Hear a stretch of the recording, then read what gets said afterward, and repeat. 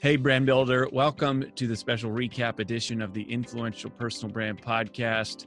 Connie Podesta is a hoot. I said she's a hoot. AJ said that I was a hoot. I'm not sure what that is all about, but I said, isn't Connie a hoot? And AJ said, you're a hoot, because she was making fun of me. Why don't you tell them why you were making fun of me? Because Roy starts off this entire interview with this wonderful buildup of Connie, and then Because she's awesome. Indeed, but then says, well, here's how you know she's really awesome, is that I'm willing to refer her to my clients. But here's why that's a big deal, because my clients have come to be accustomed to a certain level of performance. Because I'm awesome. Thus alluding to his magical performance. I'm awesome too. That his clients have become accustomed to. His incredible delivery and content. Now, some of that you added. I'm not saying. Just listen. I'm not saying I didn't think that was true, but I didn't say that. I'm not necessarily saying it now either. Well, I am. I'm awesome and Connie is. Well, I do too.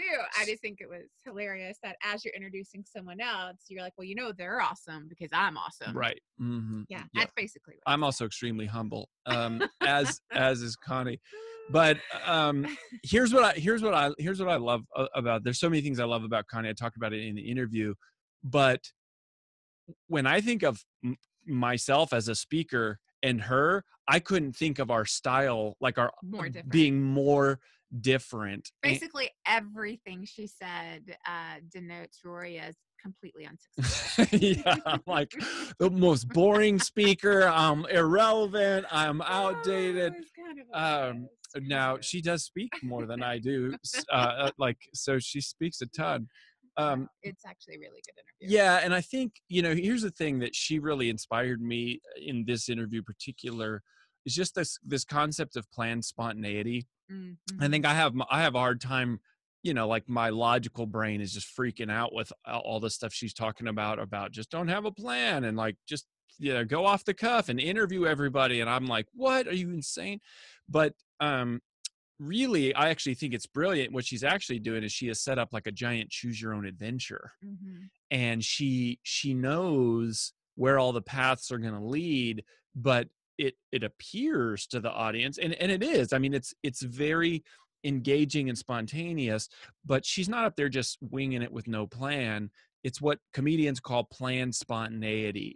It's allowing for the appearance of spontaneity, and it is spontaneous, but it's sort of like there's this plan that you have prepared for. But also, I think one of the things that you'll learn if you go listen to the full episode is that she is not relying on some huge adventurous story that she had, right? And you guys talk a lot about this, and one of the things that I really loved in the beginning of this interview is that you both called attention to that both of you don't necessarily have that incredible story. Oh, yeah. In terms of the framework of how you teach, right? You didn't climb Mount Everest. You didn't land a plane on the Hudson. Neither of us are actually that exceptional. You didn't chew off your arm. Like, you didn't do these things. Right, yeah. And so I think what I really loved is that both of you are great examples of truly successful speakers without these truly unique stories. Now, of course, you have unique stories, but it's not the basis of your entire bookability as a speaker. Mm-hmm. And I think that's really inspiring for everyone out there, including myself, is that you don't have to go climb the 7 top peaks in the world to be a incredibly successful speaker with high fees and booked calendars. And I loved that what Connie talked about in the very beginning is she said that her sales pitch, which I think this is also really good. She also talks to all the people herself. Yeah, cool. That's not what I was going to say. Yeah, my turn. Whoa. My turn. Sorry. Sorry. She says maintain control of the mic so that if they ever talk, you take the mic back. I'm just listening to her advice. Okay. And but I think it's really good because she said, when I'm talking to meeting planners or whoever is booking the speakers, I go, well, do you want your entire meeting to be about the speaker or to be about your audience? Boom. Because I don't make it about me. I make it about you, and I make it about them. And it's like, all right, let's, turn the switch. Yeah. Right. I think that's really amazing in terms of like just a quick change of perspective, how so many people think, well, what's my story? What's my uniqueness? And she goes, who cares about you? Nobody cares about your story, right? It's what about the audience? Yeah. What about And I would say her and I are very everybody? aligned on that Yeah. point, which was kind of my second big takeaway, was that even though it's interesting because it's like we're very different from most, not most speakers, from a lot of speakers, in that we don't have like this amazing life story, but then we're Even very, though I think you do. oh, thank you, sweetheart.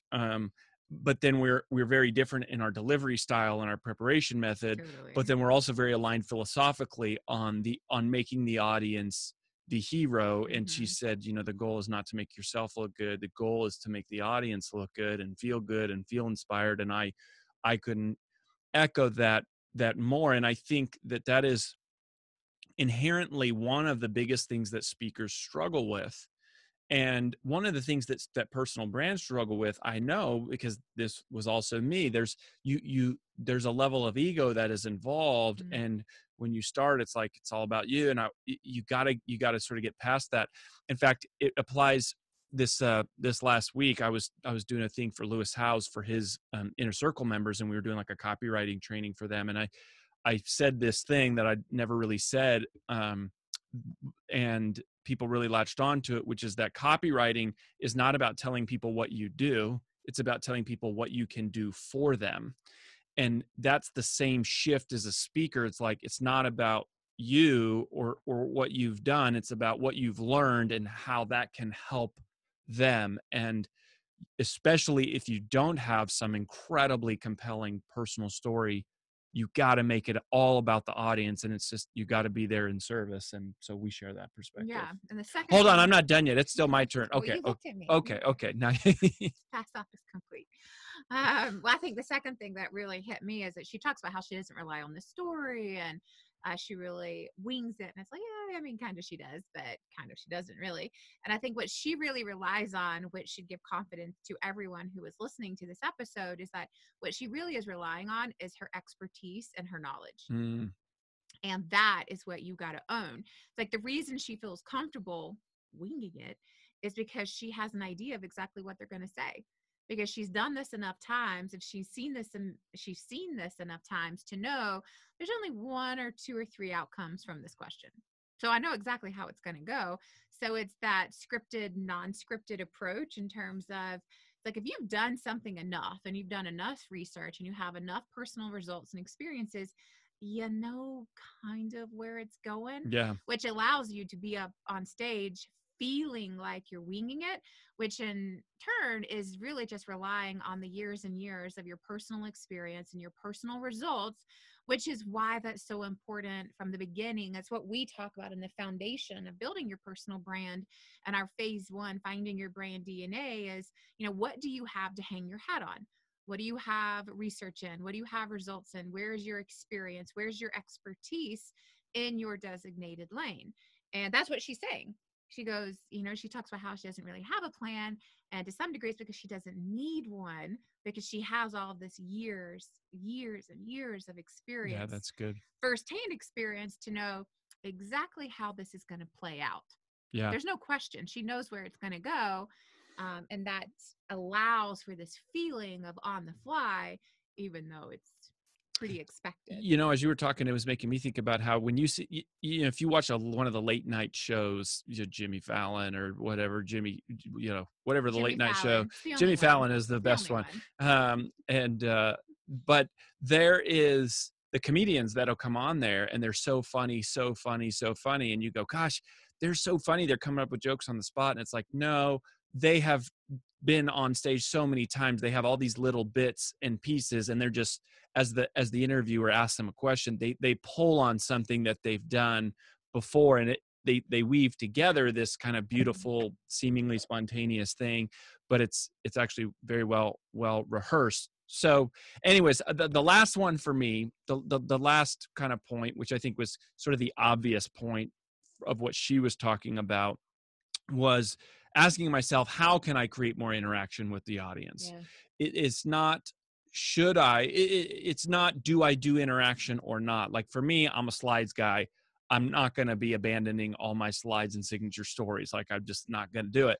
But I also, it was so compelling to say, okay, how could I create more interaction. Yeah. And then even deeper than that, like, I don't think that her point was so much, hey, you should do interaction. I think what she was saying is, she's like, that's who she is, and she allowed herself to be who she is, an actress and a teacher and on the fly, and she is funny. And so she said, I'm willing to leave the slides behind so that I can be who I am. And so I think, there's that really important permission and principle and power to say, be who you are. And then, at the same time, like, I'm a slides guy, I'm a logic guy, I'm like efficient. I'm going, hey, how many That points? is who you are. That's who I am. And I'm also going, what could I learn here? What could I take away from this to make it more fun? Even though I'll probably never be the guy up there with no plan, and no slides. Which is fine, because that's being who you are. Right. Yeah, that's who I am. But I think some people listening, like, you might be listening going, gosh, I didn't even know you could do this and not have slides. And that's so empowering, right? Because slides are a freaking pain. Oh gosh, They also so much work. they also create technical challenges and glitches and things that do happen. But all of us going, what can we do that's more fun? And how do we also not rely on slides and the plan, but go, let's rely, like what you were saying, on the depth of our expertise. Let's sit in the comfort of what we really know, not just the mechanics of a manufactured and rehearsed presentation to where it's the same rote thing over and over time. Yeah. And that's kind of similar to my third and final point. And I really love the example that she gave when she talks about how her desire and her need for having audience interaction really came from her years as a teacher and a counselor. And it just hit me in the moment of like, yeah, imagine just for a second that you were a high school teacher for behaviorally challenged inner city kids in Chicago. Man. Just for a second, pretend that's your audience. Imagine how a slide deck would go. Imagine how a 60-minute lecture would go. And the point is, it wouldn't. And so she said, from that experience, I realized the depth and importance that came from audience interaction, because I was in front of an audience every single day for years and years of people who didn't want to be there. And let's just be honest, many of your audiences didn't select to be there. Yeah. They were told to be there. They were mandated to be Depending, there. I mean, if you're in the corporate, for sure. I mean, if you're more entrepreneur, it's a little bit different. Some of them, but yeah, some of them, right? At some point, you're going to have someone in your audience who was like, for sure. How long can I check Facebook before someone notices? All right. That's just a little bit of reality. And I think what's interesting is she said, that's where I'm going to start. As if I didn't have an engaged audience, as if I had an audience who wasn't going to pay attention.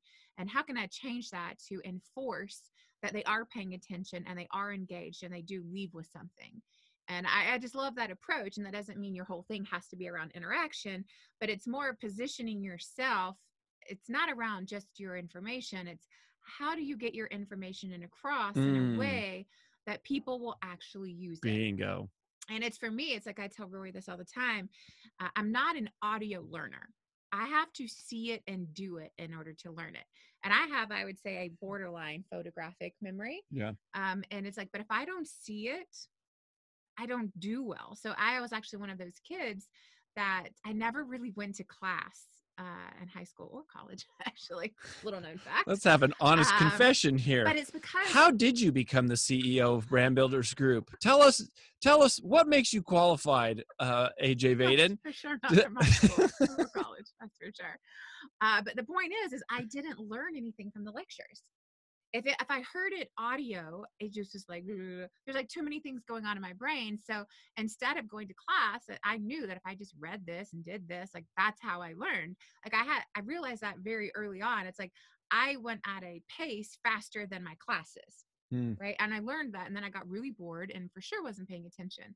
And so I think it's like, you've got to just say, it's like, all right, there's all these different learning types out there, right? There are visual learners, there's audio learners, there's application learners, there's tactical learners.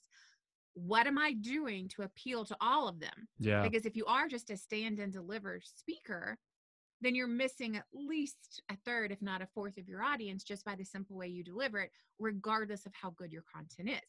And I think that's what I really took away from Connie, was how do you engage people so they don't just see slides. They actually learn the information enough to actually do something with it.